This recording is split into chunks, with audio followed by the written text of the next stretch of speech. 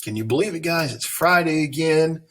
Unbelievable. This is the last Friday before our final day of school. Next Friday is the last day of school. So you only have 1 week after this week. You've worked hard all year.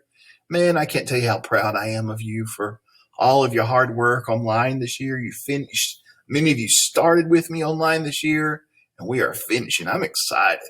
I don't know about you, but every year at the end of the year, I feel really excited. But this year, I'm especially excited because this has been a year like no other. It's been brand new for me, but I'm just so proud of you for sticking with this and giving it your best shot every single day. So a week left. Of course, we're off Monday. That's good. But let's not quit. Let's not give up. Let's finish strong.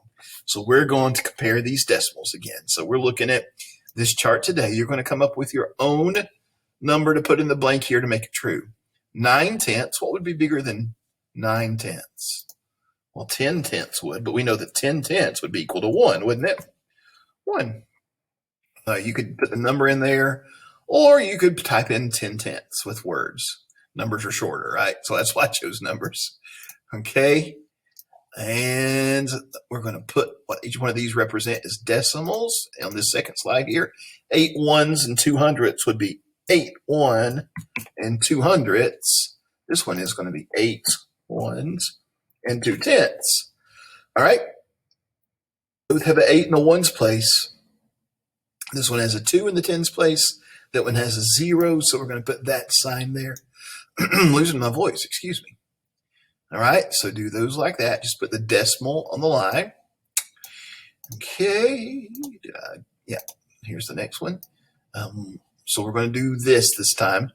You're going to type in a decimal that would be smaller than, or greater than, whatever the sign says, 67/10. So 67/10 is 6 7/10. So I could make 6 8/10 to make this true, right? 6 8/10 would be 68/10. It would be greater than 67/10. That's a little bit tricky on that one. What decimal would be less than 24/100? Well, obviously 23/100 would, right? That's how you're going to do that slide. And the last slide, oh, no, it's not. We got another one after this one. Which numbers are greater than 6 57/100? So anything that has larger than 6 in the ones place would be, that's got a 10 in the ones place. So that's, a 10 instead of a 6 ones, it's got 10 ones. Okay. Now let's look to the tenths place. We got a 5. So anything that has a 6 here and more than a 5, that has a 6 and a 9. That's a 5, so that's not it.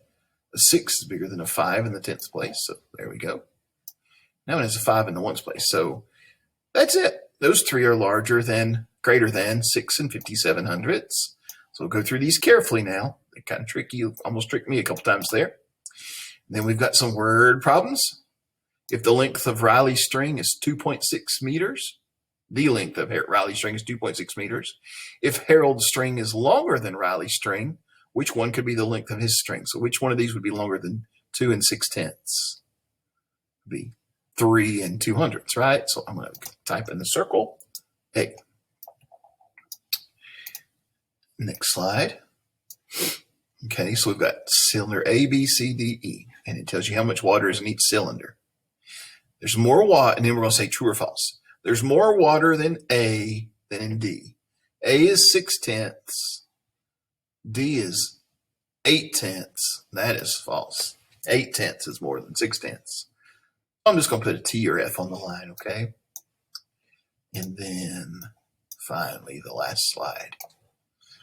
The chart shows the distance run by 5 runners. Use the chart to answer each question. So kind of the same thing as the last slide. Dan ran more kilometers than Olivia. Dan ran 5 83/100. Olivia ran 4 9/10. Well, 5 is more than 4, right? So that is a true statement. And you do the rest of those. You finish these slides out, and you'll be done for the week. Get on it.